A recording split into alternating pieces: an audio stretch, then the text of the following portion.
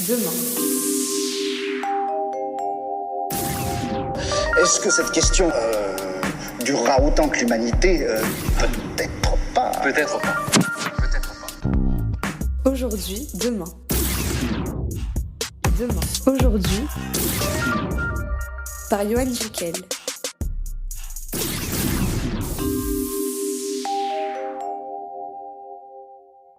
Hello mes petits pangolins, nouveau jour de confinement. Pendant que les Français, comme 2,6 milliards d'autres personnes dans le monde, sont en CDI, comprendre confinement à durée indéterminée, que la Chine connaît un boom inédit et divorce après des semaines de confinement, et que Marie Kondo est sûrement en train de réaliser qu'il lui manque plein de trucs inutiles pour passer le temps, nous comprenons malgré nous que pour s'en sortir, il faut s'enfermer.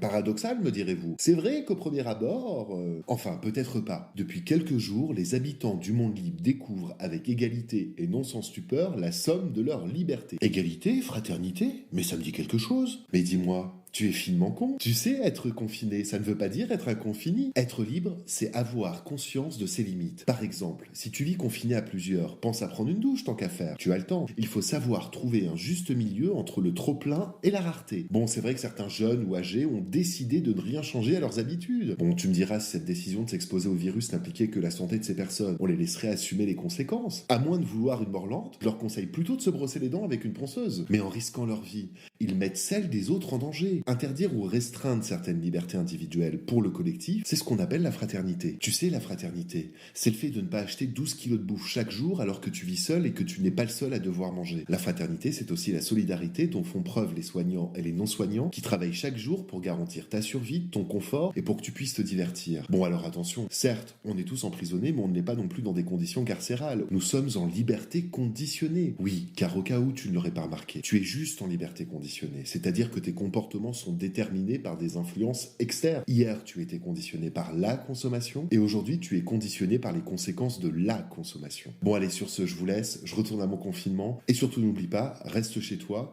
et si tu as aimé, n'oublie pas non plus de t'abonner et de partager. Pour réécouter ou écouter ces podcasts, rendez-vous sur toutes les plateformes. Et si vous voulez discuter de ce que nous sommes devenus et inventer demain, aujourd'hui autrement, on se retrouve sur Facebook.